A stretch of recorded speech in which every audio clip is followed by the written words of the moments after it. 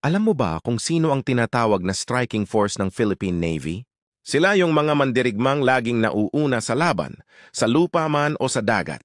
Mga lalaking handang harapin ang unos, kahit gaano kalakas ang alon o kabigat ng misyon. Sa bawat sigaw ng ora, terisa lang ang ibig sabihin, so handa kaming lumaban para sa bayan. Pero bago nila maisuot ang uniforme na may dangal, dumaan muna sila sa hirap na hindi basta-basta. Umulan man o umaraw, tuloy ang ensayo.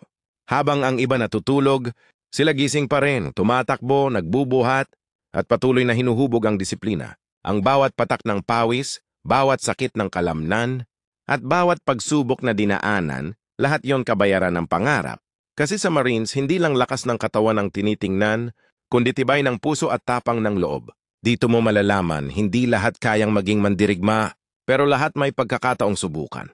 Ang Philippine Marine Corps ay kilala bilang striking force ng Philippine Navy, isang elite force na laging handang tumugon saan man tawagin.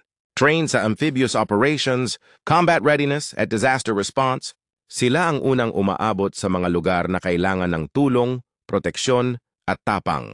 Pero higit sa lahat, ang tunay na sandata ng isang Marine ay hindi baril o bala, kundi disiplina, dedikasyon at malasakit sa bayan.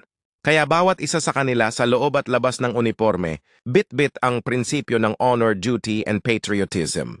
Mahirap ang laban, walang kasiguraduhan, walang madali.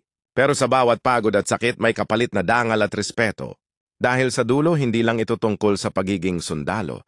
Ito ay tungkol sa pagiging simbolo ng tapang, sakripisyo, at pag-asa ng bawat Pilipino. Ang pagiging Marine ay hindi lang trabaho, ito ay panata. Panata na kahit gaano kahirap, hindi tatalikod. Kahit gaano kadilim, patuloy na maglilingkod.